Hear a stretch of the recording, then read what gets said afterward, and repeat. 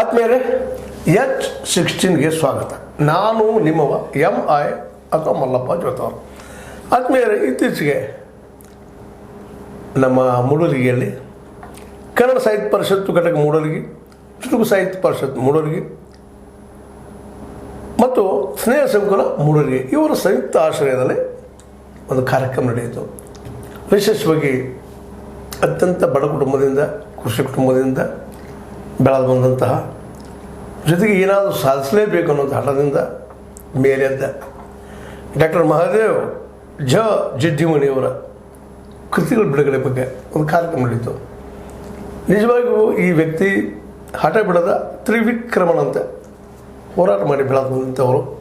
ಇವರ ಬಗ್ಗೆ ಹೊಗಳೋಕ್ಕಿಂತಲೂ ಅವ್ರ ಬಗ್ಗೆ ಈ ವಿಶೇಷವಾಗಿ ಕುರುವೆ ಶಕ್ತಿ ಅರ್ಬನ್ ಕೋಪ್ ಕ್ರೆಡಿಟ್ ಸೊಸೈಟಿ ಸಭಾಂಗಣದಲ್ಲಿ ನಡೆದಂಥ ಕಾರ್ಯಕ್ರಮದಲ್ಲಿ ಏನೇನು ಆಯಿತು ಅನ್ನೋದನ್ನು ನಮ್ಮ ಮಿತ್ರರಾದಂಥ ಈಶ್ವರ ಚಂದ್ರ ಬೆಳಗೇರಿಯವರು ಹೋಗಿ ನೋಡಿ ಬಂದಿದ್ದಾರೆ. ಅಲ್ಲೇನು ನಡೀತು, ಅದರಲ್ಲೂ ಮುಖ್ಯವಾಗಿ ಡಾಕ್ಟರ್ ಮಹಾದೇವ್ ಅವರ ಕುರಿತಾಗಿ, ಅವರ ಕೃತಿಗಳ ಕುರಿತಾಗಿ ಏನು ಮಾತಾಡಿದರು, ಮುಖ್ಯವಾಗಿ ಎರಡು ಕೃತಿಗಳು. ಮಧ್ಯದಾಗೆ ಗುರು ಶಿಷ್ಯರ ಆತ್ಮಸಖ್ಯ ಅನ್ನೋದನ್ನು ಬರೆದಿದ್ದಾರೆ, ವಿಶೇಷವಾಗಿ MM ಕಲಬುರ್ಗಿಯವರ ಕುರಿತಾಗಿ.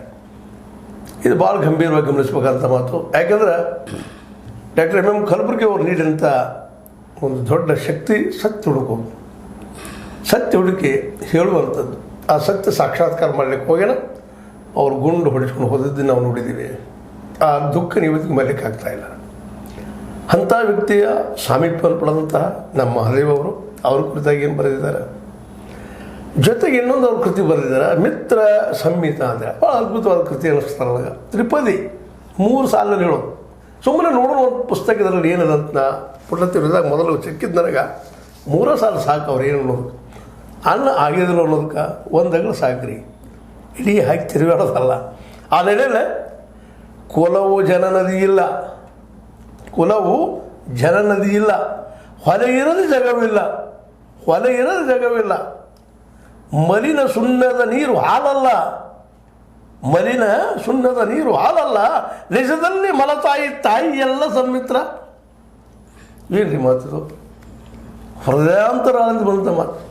ಮನ್ ಕಿ ಬಾತ್ ಕೇಳಿ ನಾವು ಮೋದಿಯವ್ರಿಗೆ ಸಾಕಾಗೋಗಿತ್ತು, ಇಲ್ಲಿ ಮನದ ಮಾತು ಬಂತಿಲ್ಲ. ಇದು ಖುಷಿ ಆಯಿತು.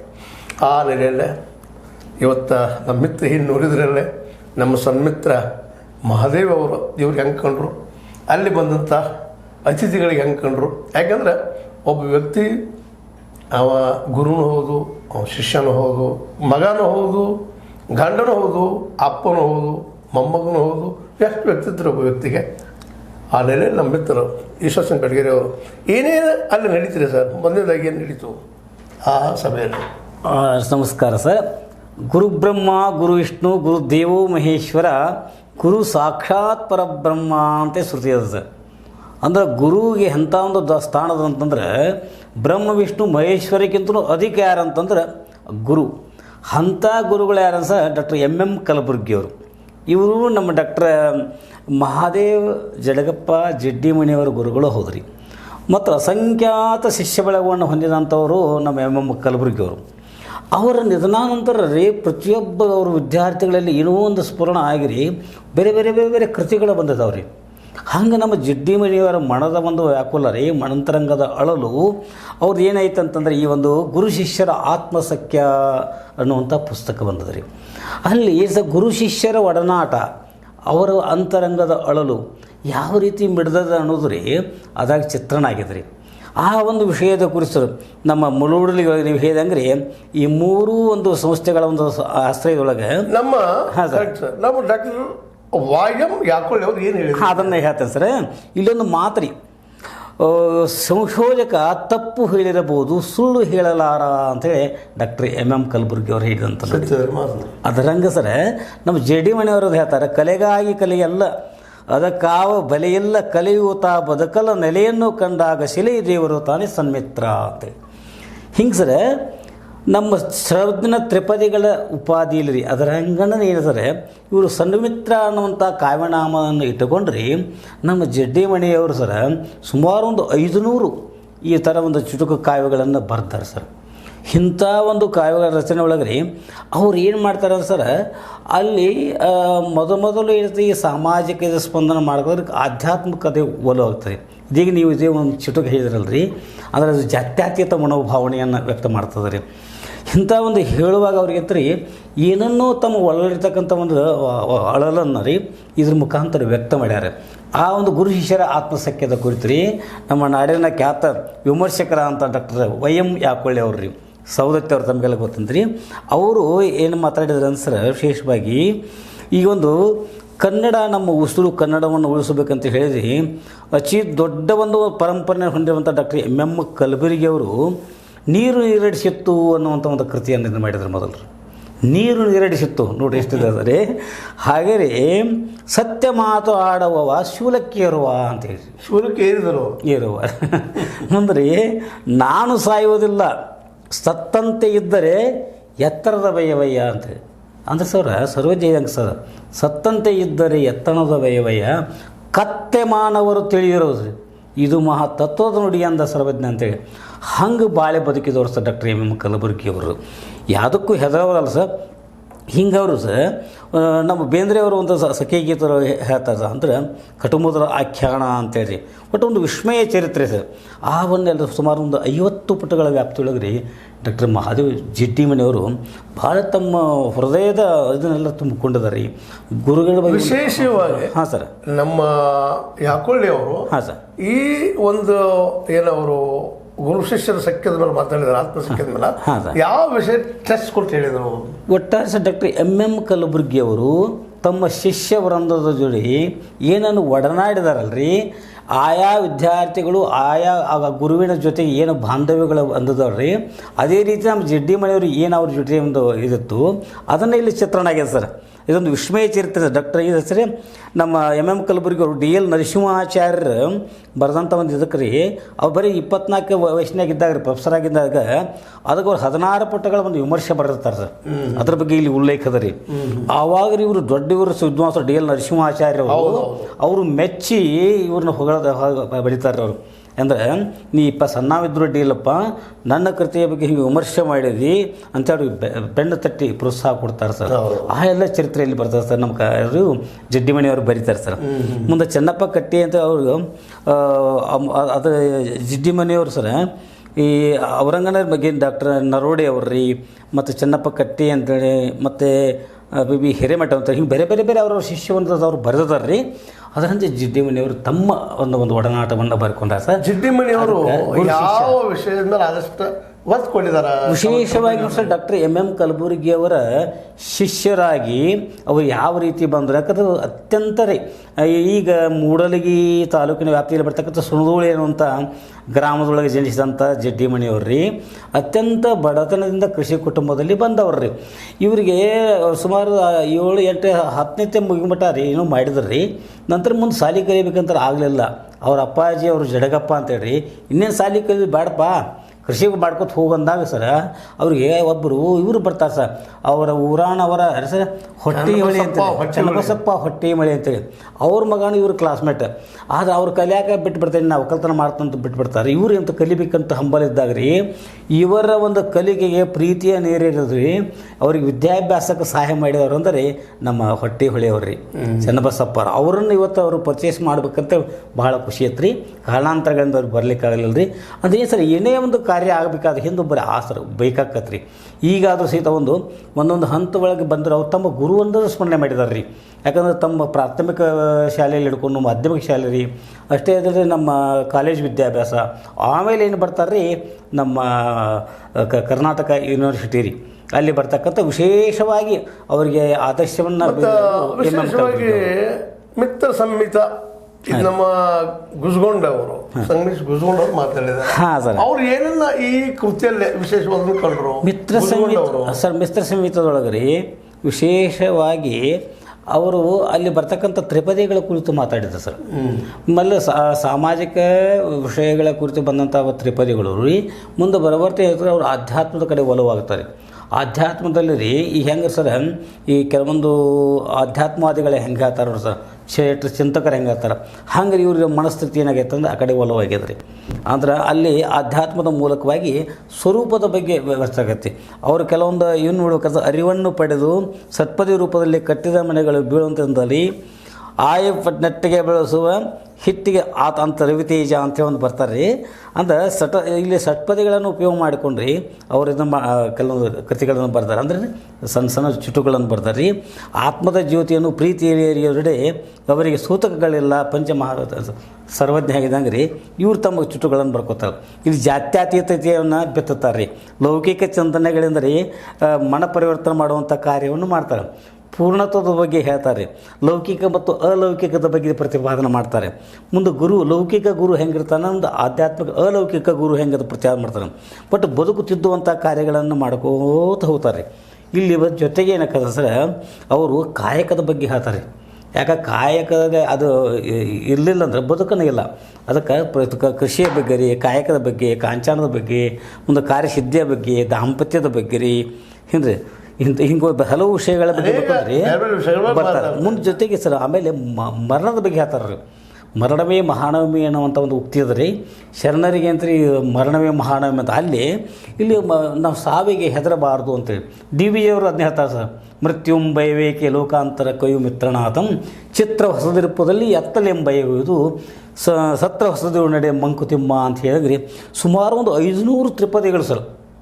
ಒಟ್ಟಾರೆ ಸಾಮಾಜಿಕ ಸ್ಪಂದನೆ, ಧಾರ್ಮಿಕ ಸ್ಪಂದನೆ ಜೊತೆಗೆ ರೀ ಆಧ್ಯಾತ್ಮದ ಒಂದು ನಿಲುವನ್ನು ಪ್ರತಿಪಾದನೆ ಮಾಡ್ತಾರೆ. ಅವರು ಒಂಥರ ಈ ಮಾಗಿದ ಗೊನೆ ಅಂತಾರಲ್ಲ ರೀ ಹಂಗೊಂದು ಪರಿಪೂರ್ಣ ಅವಸ್ಥೆಗೆ ಬಂದ್ರಿ ಅಲ್ಲಿ ಸ್ತಬ್ಧರಾಗ್ತಾರೆ, ಮೂಕ ಆಗ್ತಾರೆ ರೀ.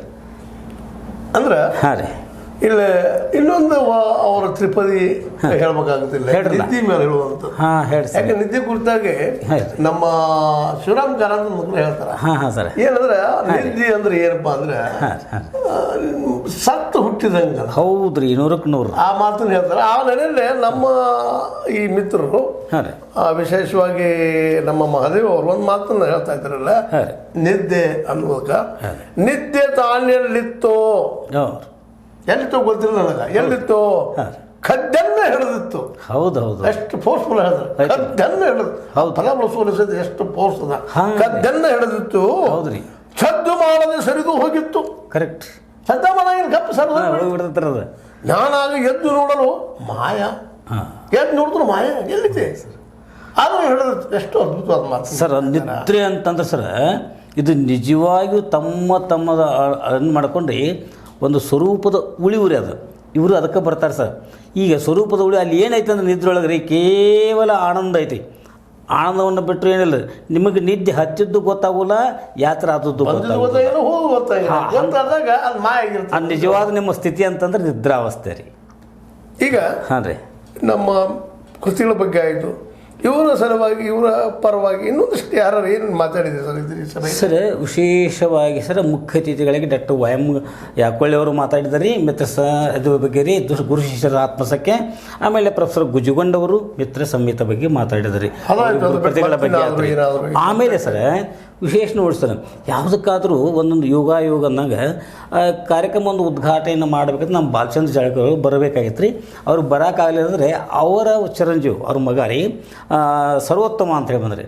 ನೋಡಿ ಸರ್ ಏನು ಸರ್, ಬೆಳೆಯುವ ಸಿರಿ ಮೊಳಕೆಯಲ್ಲಿ ನೋಡೋ ಅಂದಾಗ ರೀ ಒಂದು 2 ಮಾತುಗಳನ್ನು ಮಾತಾಡಿದ್ದಾರೆ. ಅವ್ರ ಮಾತು ಎಷ್ಟು ಅರ್ಥಪೂರ್ಣ ಅಂತಂದ್ರೆ ರೀ, ಹಿಂದಿನ ನಮ್ಮ ಮಹಾಭಾರತದ ಅರ್ಜುನ ಕೃಷ್ಣ ಇವೆಲ್ಲ ದುರ್ಯೋಧನ ನಮಗೇನು ಗೊತ್ತಿಲ್ಲ, ಆದರೆ ಅವರು ಹಿಂಗೆ ಇದ್ದು ಅನ್ನುವಂಥ ಒಂದು ವಿಷಯಗಳನ್ನು ನಮ್ಮ ಸಾಹಿತ್ಯಗಳು ಒಂದು ಶಬ್ದಗಳ ಮುಖಾಂತರ ಕಟ್ಟಿ ಇಟ್ಟಾಗ ಆ ಸಾಹಿತ್ಯವನ್ನು ಕಂಡುಕೊಂಡು ನಾವು ಹಿಂಗಿತ್ತು ಅಂತ ತಿಳ್ಕೊತೀವಿ.